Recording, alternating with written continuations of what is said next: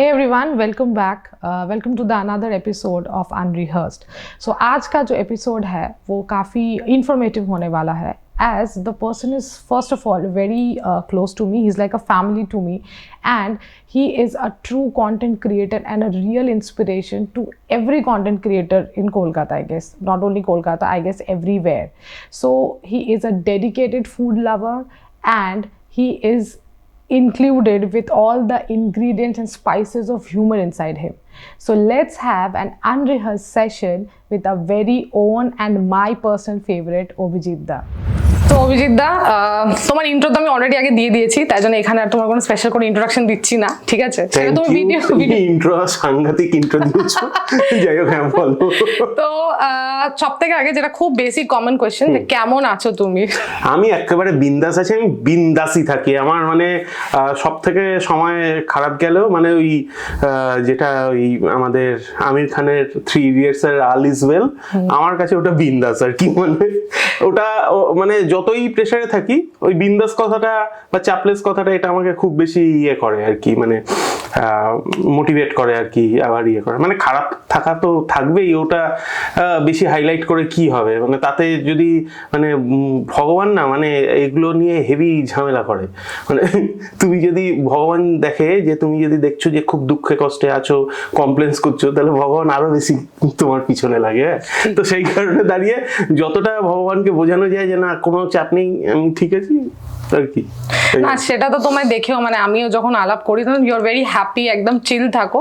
আর ওই পজিটিভিটিটা আমরাও পাই যে হ্যাঁ ঠিক আছে, মানে কোনো ব্যাপার নেই, যা হচ্ছে মানে সব ঠিক আছে। তো সেটা আমিও পাই, মানে যখন তোমার সাথে দেখা করি ইটস অলওয়েজ কি একটা মানে হ্যাপি ভাইব, আরে অভিজিৎ দা এসছে, মানে এরকম হয়। মানে এই প্রেজেন্সটা সবার থেকে পাওয়া যায় না। কি বলতো, আচ্ছা হ্যাঁ ফর্মালি হাই হ্যালো বললাম, বাট এটা যে হ্যাঁ আরে আচ্ছা অভিজিৎ দা এসছে, হাই হ্যালো কেমন আছো এটসেট্রা। দো আমরা রোজ দেখা করি না, খুব রেয়ারই দেখা হয়, বাট তাও হ্যাঁ সেটা মানে এটা ডিপেন্ড করে। মানে এরকম নয় যে মানে আমি সবসময় জীবনে সবসময় এটা বিশ্বাস করে চলেছি যে মানে নেগেটিভিটির অভাব নেই তো চারপাশে। মানে আমি খুব এনার্জিতে বিশ্বাস করি আর কি। মানে আমার একটা বন্ধু, মানে আমার যতটুকু যা কি বলবো স্পিরিচুয়াল সেন্স যেগুলো আছে, সেটা আমার একটা বন্ধু আছে শান্তনু বলে, ও এখন পুনেতেই থাকে। ওর কাছ থেকেই আমার এই নলেজগুলো মেনলি গেইন করা। তাছাড়া যদি একেবারে থরো স্পিরিচুয়াল জ্ঞান বলো, তাহলে আমি তোমাকেও বলবো, লোকজনদেরকেও বলবো যে সদ্গুরুর সেশনস গুলো ওয়াচ করা। মানে সদ্গুরুর সেশন গুলো থেকে তুমি ফিল করবে যে মানে পৃথিবীতে কোনো প্রেশার না আর কি। মানে ইয়েটাতে আমার ওই বন্ধুটা আমাকে ওই পজিটিভ এনার্জি, নেগেটিভ এনার্জি, মানে ভালো শক্তি, খারাপ শক্তির এইসব এক্সপ্লেনেশনস গুলো দিয়েছিল, এবং সেটা আমি খুব পরিষ্কার ভাবে মানে সেটা আমার কাছে খুব ক্লিয়ার আর কি। মানে আমি একটা ছোট এক্সাম্পল দিলে, এটা আমি অন্য সবাইকেই দিয়েছি, কখনো কোনো ইন্টারভিউতে বলে ওঠা হয়নি। মানে একদম পরিষ্কার এক্সাম্পল, আমরা ক্লাস 10 যখন পড়ি তখন আমাদের ওই ফিজিক্সে ল্যাটেন্ট হিট বলে একটা কনসেপ্ট ছিল, যে মানে গরম বল আর একটা ঠান্ডা বল যদি পাশাপাশি রাখা হয়, খুব ইজিলি বলা হয় যে ঠান্ডা বলটা গরম হবে। তো এই ব্যাপারটা ভাইস ভার্সা কিন্তু, মানে তুমি এটাকে যদি এরকম ভাবো যে গরম বলটা ঠান্ডা বলকে তখনই গরম করবে যদি ঠান্ডা বলটা গরম বলের থেকে কম মানে ইয়ে থাকে আর কি, কম গরম থাকে, তাহলেই ঠান্ডা হবে। তো ঠিক এটা ভাইস ভার্সা। মানে ভাবো যদি গরম বলটার থেকে ঠান্ডা বলটা বেশি ঠান্ডা থাকতো, তাহলে ও গরম বলটাকে ঠান্ডা করতো। এইটা হচ্ছে গিয়ে প্রসেস, যেই প্রসেসটা খুব ইজি। মানে হচ্ছে গিয়ে মানুষের সাথে যখন, তোমার সাথে কারোর সাথে যখন ঝগড়াঝাটি হচ্ছে আর কি, তখন আমরা কি করছি, আমরা অজান্তে খুব নেগেটিভ এনার্জি ডেভেলপ করছি আমাদের চারপাশে। তো সেই নেগেটিভ এনার্জিগুলোকে কমব্যাক করার নিয়মটা কি, এতদিন মানে লোকে যারা জানে না তারা পারে না করতে। আমরা ঝগড়াটা করি তখনই আমরা আমাদের একটা পয়েন্টকে এস্টাবলিশ করার চেষ্টা করি, আমি যেটা বলেছি সেটাই ঠিক, ঠিক আছে, সেটা আমি অজান্তেই করি হয়তো। এবারে ঘটনাটা কি, সামনের লোকটা কি হচ্ছে, সামনের লোকটাও তার পয়েন্ট রাখার চেষ্টা করছে। এবারে তুমি আজকের আগে এই ব্যাপারটা বুঝতে না। এবারে ভাবো তুমি যদি লোকটাকে এখানেই কাট করে দাও যে হ্যাঁ ভাই তুই যেটা বলছিস সেটাই ঠিক, এইটা বলে সাইকোলজির নিয়ম অনুযায়ী এইটা বলার পর তুমি ততক্ষণ অবধি কোনো কথা বলবে না যতক্ষণ না সে আগে কোনো কথা বলছে। ঠিক আছে, তাতে কেসটা কি হয়, ওর কাছে মানে যখনই তুমি ওকে ওখানে কাট করে দিচ্ছ যে তুই যেটা বলছিস সেটাই ঠিক, ওর কাছে তো শেষ গল্প, যে ও তো জানে, ও তর্ক করছিল এতক্ষণ ধরে, তো এটাই প্রমাণ করার জন্য যে আমি ঠিক। তুমি যদি অ্যাকসেপ্ট করে নিয়ে যে ভাই তুই ঠিক, তাহলে তার কিছু বলার কিছু নেই, তাই তো? ঠিক সেরকম ভাবেই কেসটা কি, এটাই হচ্ছে সেই গরম বল ঠান্ডা বলের কনসেপ্টটা। কি করলে তুমি, তুমি কিন্তু ওই ফাঁদে পা দিলে না, ওই গরম বলের ফাঁদে পা দিলে না, তুমি নিজেকে ঠান্ডা রাখলে। ও কি করলে, তোমার ওই ঠান্ডাটা তুমি ট্রান্সফার করতে থাকলে ওর দিকে, ও আপসে আপ ঠান্ডা হতে বাধ্য। তো লাইফের এই ফান্ডাটাতে যে ঝগড়া ঝাঁটি ঝামেলা তো লেগেই থাকবে, হতেই পারে। তুমি একটা ইয়েতে আছো, একটা অ্যাবসেন্ট মাইন্ডনেসে আছো, কখন কি ঝগড়া হয়ে যাচ্ছে, ঝামেলা হয়ে যাচ্ছে। কিন্তু এই জিনিসটা জেনে তুমি যদি একটা দুটো স্টেপের পরে গিয়ে নিজেকে ঠান্ডা করতে শুরু করে দাও যে ভাই এই জায়গাটা ভুল হয়ে যাচ্ছে, এরপরে জিনিসটা অনেক ইয়ে হয়ে যাবে। যেরকম ওই গুরু গোপাল দাস বলেন আর কি, যে আমাদের যখনই মনে হয় কিছু একটা বলবো তার আগে একটু পজ দিয়ে নেওয়াটা দরকার। কারণ একবার একটা কিছু বলে ফেললে সেটার রিপারকেশন কি হবে আমি জানি না, আমি যদি একটু পজ দিয়ে বলি তাহলে হওয়ার চান্সেস থাকে যে আমি যেটা বলবো সেটাতে ক্ষতিটা কম হবে আর কি। তো সেই জিনিসটা ফলো করাটা উচিত। তো ওই ঠান্ডা বল গরম বলের কনসেপ্টটা আমি অনেকটা বুঝি। আর এই সাইকোলজির এই ছোট্ট একটা খেলা আছে আর কি, যেটা বলে আমি একটুখানি আজকে আমি কেসি খেলাম আর কি। আমি এটা অনেকজনের উপরে অ্যাপ্লাই করি, ইভেন আমার বইয়ের উপরেও অবভিয়াসলি ওটা তো সবথেকে আগে হবে। তো হোয়াট এভার দ্য থিং, কিন্তু এটা মানে আমি বিশ্বাস করি যে যেহেতু পজিটিভ জিনিস জানা ভালো লোকেদের, তাতে যদি ঝগড়া ঝামেলা কম হয় ভালো। হ্যাঁ, মানে যখন তুমি প্রথমে ওয়ার্ডটা বললে যে তুমি যেটা বললে সেটাই ঠিক, আমিও এক সেকেন্ডের জন্য এবার কি বলবো, মানে আমি তো তখন থেকে ট্রাই করছিলাম। এটাই জিনিস, এটাই তো মানে ওটাই করে আর কি। মানে নিয়ম হচ্ছে আমরা ঝগড়া ঝামেলা করছি তো এই পয়েন্টটা এস্টাবলিশ করার জন্য যে আমি ঠিক। তুমি যদি তাকে কাট করে দাও যে হ্যাঁ তুই ঠিক ভাই, মানে তাকে ঠান্ডা হতে দাও, ইয়ে করতে দাও, পরে গিয়ে ওকে আবার ঠান্ডা মাথায় বোঝাও যে তুই তো তখন করছিস, তুই এই জায়গাগুলো বোঝ। যদি মনে হয় যে আমি ভুল বলছি তাহলে ঠিক আছে, ইটস ফাইন, কিন্তু এই জায়গাগুলো বোঝ, এই জন্যই তোর সাথে আমি অতগুলো কথা বলছিলাম আর কি। তাহলে দেখবে তাকে যে বোঝানোর যে তুমি ইন্টেনশনটা ইয়ে করছো সেটা খুব তাড়াতাড়ি বুঝবে আর কি সে। মানে ফুড লাভার থাকতে তার সাথে তুমি, মানে আমার জন্য এটা খুব সারপ্রাইজিং যে তুমি স্পিরিচুয়ালি এতটা কানেক্টেড আর এতটা নলেজ রাখো। জেনারেলি মানে হয় না, মানে শুনেনি হয়তো আমরা, বাট কে অ্যাপ্লাই করে না, অবভিয়াসলি হ্যাঁ, এটা আমি খুব বিশ্বাস করি। কারণ হচ্ছে গিয়ে তার পিছনে একটা ইম্পর্টেন্ট জিনিস হচ্ছে গিয়ে যে তোমার হাতে সারা, মানে তোমার জন্য আর ধীরুভাই আম্বানির জন্য বা পৃথিবীর সব থেকে সাকসেসফুল যে লোকটাকে তুমি ভাবছো, যাকে আইডিয়ালাইজ করছো, তার জীবনেও 24 ঘন্টাই থাকে, 24 ঘন্টাতেই দিন হয়, 365 বছরই ইয়ে হয়। তাহলে তারা সাকসেসফুল হচ্ছে এবং আমি মানে আমি চাইছি যে আমি ওদের লেভেলে পৌঁছাবো, কিন্তু আমি পারছি না কেন? তো আমাদের একটা বেসিক জায়গা, যে জায়গাটা বুঝতে হবে সেটা হচ্ছে সবার জন্য ভগবান কিন্তু টাইম ফ্রেম সেম রেখেছে। তুমি সেটাকে কিভাবে ইউটিলাইজ করছো এটা কিন্তু খুব ইম্পর্টেন্ট জিনিস। ইয়েদের ক্ষেত্রে বলে হচ্ছে গিয়ে, বিজনেসম্যানদের ক্ষেত্রে বলে হচ্ছে টাইম ইজ মানি। তো তোমার আমরা সেই জিনিসটাকে তো ওরকম টাইম ইজ মানি হিসাবে সবসময় দেখতে পারবো না, বাট টাইম ইজ মানে ভ্যালু অফ লাইফ আর কি। এটা খুব ইম্পর্টেন্ট জিনিস আর কি। তুমি ওই 24 ঘন্টাটাকে কিভাবে ইউটিলাইজ করছো তার উপরে ডিপেন্ড করবে যে তোমার পরের দিনটা কিরকম হতে চলেছে, বা ওই 24 ঘন্টাটাকে কিভাবে ইউটিলাইজ করতে করতে যাচ্ছে তার উপরে ডিপেন্ড করছে যে পরের সপ্তাহটা কিরকম হতে চলেছে। পরের সপ্তাহটা কিভাবে ইউটিলাইজ করছে তার উপরে ডিপেন্ড করতে চলেছে তোমার মাস কিরকম ভাবে চলছে। সেরকম ভাবে বছর ইয়ে হতে পারে। মানে ডক্টর আব্দুল কালাম আজাদকে একবার জিজ্ঞেস করেছিলেন যে আমরা কি কখনো আমাদের ফিউচার চেঞ্জ করতে পারি? তো উনি বলেছিলেন যে হ্যাঁ নিশ্চয়ই পারি। তো সবাই একটু অবাক হয়েছিল। বলেছিলেন যে মানুষ যদি নিজের হ্যাবিট চেঞ্জ করতে পারে, যদি হ্যাবিট চেঞ্জ করতে পারে, যদি তুমি ভাবো যে তুমি সকালবেলা উঠে হয়তো কোনোদিনও রুটিন মাফিক ঘুম থেকে উঠছো না বা ইয়ে করছো না, তুমি তোমার হ্যাবিটটাকে চেঞ্জ করলে যে না আমি 6টার সময়তেই উঠবো। তো যদি তুমি এই হ্যাবিটটাকে চেঞ্জ করতে পারো তাহলে তুমি দেখবে ইটসেলফ তোমার ফিউচারও চেঞ্জ হয়ে যাচ্ছে। So the thing is future is in our hand. শুধু তোমাকে বুঝতে হবে যে আমাকে সেইটার জন্য কোন হ্যাবিটটা প্র্যাকটিস করতে হবে আর কি। তো এই ব্যাপারগুলো আছে আর কি। আচ্ছা, তুমি কি প্রশ্ন করেছিলে আমি ভুলে গেলাম। তো তুমি স্পিরিচুয়ালি কানেক্টেড কি?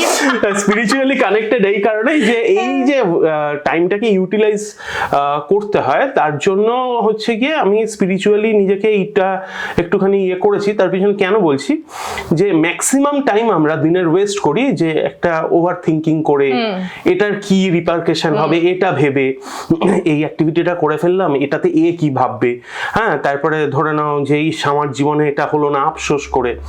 সো তাছাড়া এই ফেজটা তো আমরা নষ্ট করেই, ভাবো যেখানে দিনের প্রত্যেকটা মুহূর্ত, এই যে তোমার সাথে এখন কথা বলছি এর পরের মুহূর্তটা মানে এই মুহূর্তটা আর ফিরবে না আমাদের লাইফে, ঠিক আছে?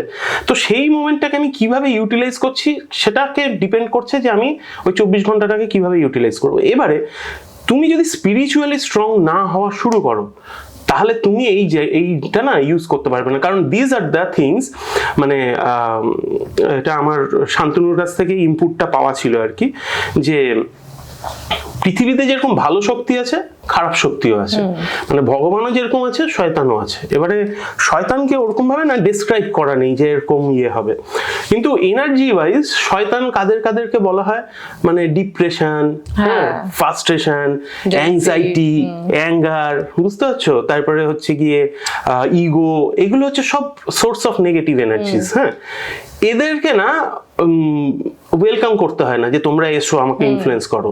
ওরা সবসময় রেডি হয়ে বসে রয়েছে, কখন সুযোগ পাবে আমি ইনফ্লুয়েন্স করে দেবো, ঠিক আছে?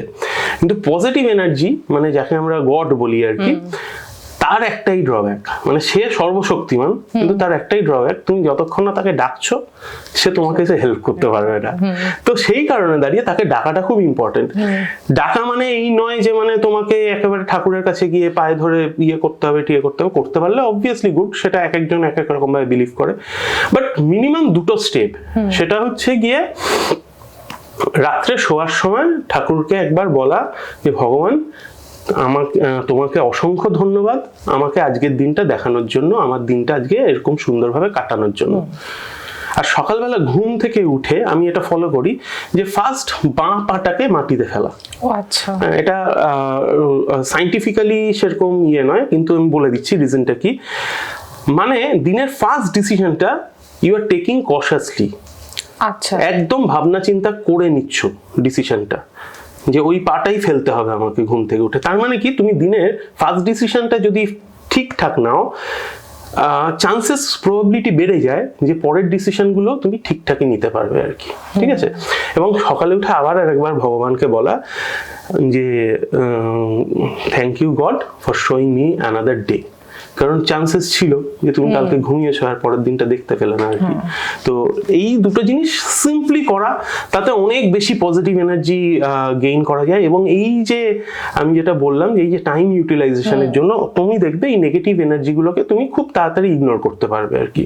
মানে যেটা আমি ওই পপুলার টক শোতে বলে এসেছিলাম আর কি, এখানে কোনো অসুবিধা নেই জীবনে যে তুমি মানে ফেইলিওর হয়ে যাচ্ছ, ফ্রাস্ট্রেটেড হয়ে যাচ্ছ, হয়ে যাচ্ছ, এতে অসুবিধা নেই। এটা তো part of life, you have to, মানে তুমি যদি সেটা থেকে ঊর্ধ্বে উঠে যাও তাহলে তোমাকে স্পিরিচুয়াল গুরু বলা হবে আর কি। তো যেরকম আমরা সদ্গুরুকে দেখতে পাই, সে তুমি ওনাকে গালাগালি করছো, করছো, কোনো কিছু নেই, হি ইজ স্ট্রং, ওনাকে কেউ কিচ্ছু নড়াতেও পারে না, চড়াতেও পারে না। এই যে পড়ে যাওয়া, লাইফে হেরে যাওয়া বা ফ্রাস্ট্রেটেড হয়ে যাওয়া, এতে কোনো দোষ নেই। দোষ তখনই যদি তুমি সেখান থেকে নিজেকে আবার কামব্যাক করিয়ে না নিয়ে আসো, অন ট্র্যাক না নিয়ে আসো। কারণ কি, যে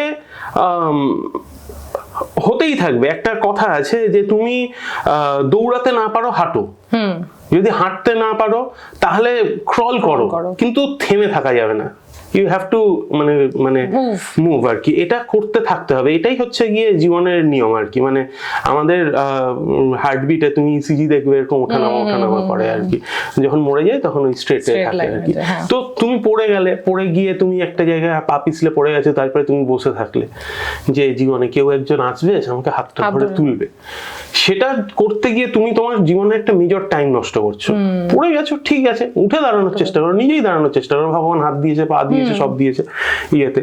তো সেই জিনিসটার থেকেই হচ্ছে গিয়ে আমি ওই জিনিসটা বিশ্বাস করি যে মানে moving on is the matter of life আর কি, এটা করে যাওয়াটা খুব ইম্পর্টেন্ট আর কি। তো ওই আর কি ইয়েতে চলছে আর কি। তো যাই হোক, আমরা স্পিরিচুয়াল কনভারসেশন তো অনেক করলাম, এবার তোমার মানে রিয়েল নট রিল, এখন রিয়েল লাইফের ব্যাপারে একটু কথা বলি।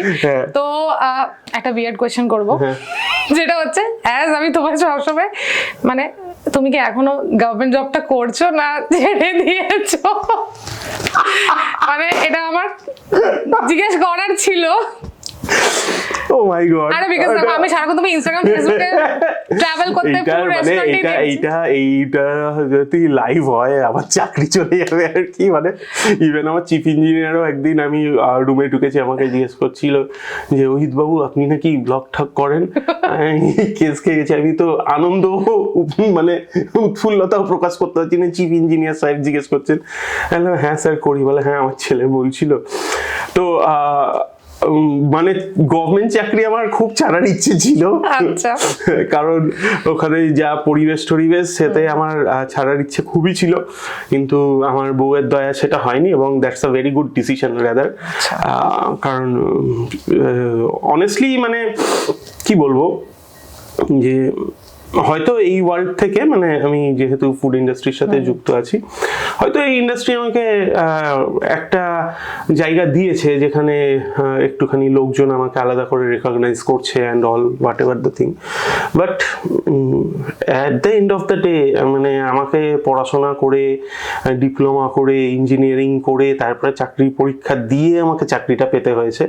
সো এবং যেটা কিনা হয়তো ইনফ্লুয়েন্সার তো অনেকে হয়ে যেতে পারে, কিন্তু ওই চাকরিটা ক্র্যাক করাটা it's not a matter of joke. লোকে গালাগালি দেয় বটে যে গভর্নমেন্ট এমপ্লয়ি অফিসে না গেলেও ইয়ে হয়, বাট অতই সহজ যখন তাহলে ক্র্যাক করে তো সবাই ক্র্যাক করতে পারতো, সেটা তো হয় না।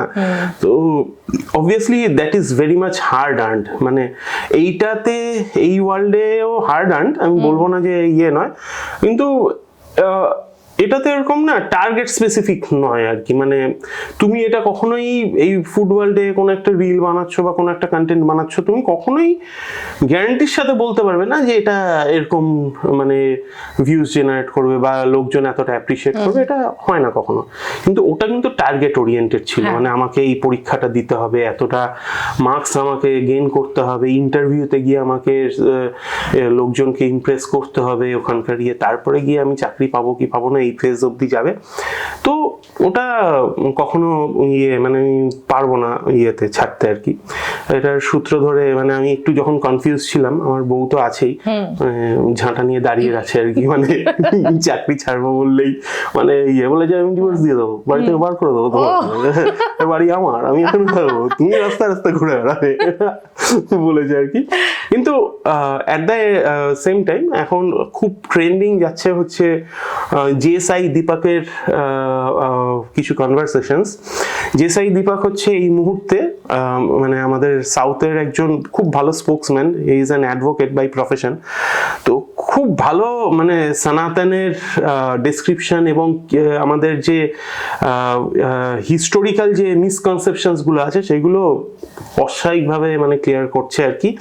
এবং আই এম মানে ডাইহার্ড ফ্যান অফ হিজ। তো ওকে একজন জিজ্ঞেস করেছিল যে আপনি অ্যাডভোকেট, আপনি প্র্যাকটিস ছেড়ে দিচ্ছেন না কেন?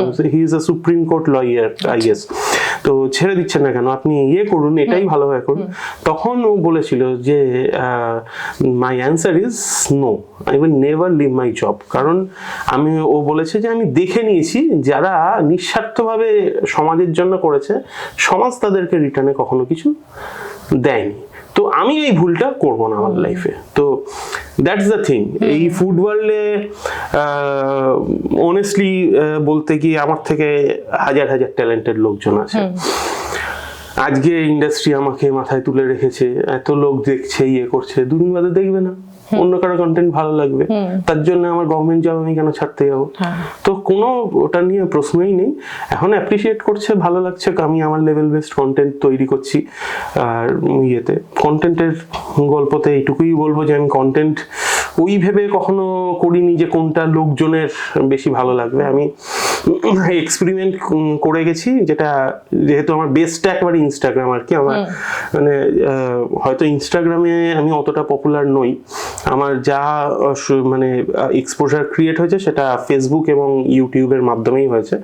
কিন্তু ইনস্টাগ্রামে মানে আজও ইউটিউবে মিলিয়ন্স ভিউ জেনারেট হলেও আমার সেই আনন্দ হয় না যতটা আমার ইনস্টাগ্রামে একটা মিলিয়ন ভিউজ জেনারেট হলে আর কি। তো কন্টেন্ট আমি খুব ইনস্টাগ্রাম সবসময় বলতো যে এক্সপেরিমেন্ট করাটা খুব ইম্পর্টেন্ট আর কি। তো আমি ওই এক্সপেরিমেন্ট ফেজেই গেছি, এই নিজেরই আমার এখন যেরকম আমার নিজের কন্টেন্টই খুব লাগছে আর কি। তো আমি এখন অব্দি সেকেন্ড ওয়ে খুঁজে পাচ্ছি না যে নতুন কি করবো আর কি।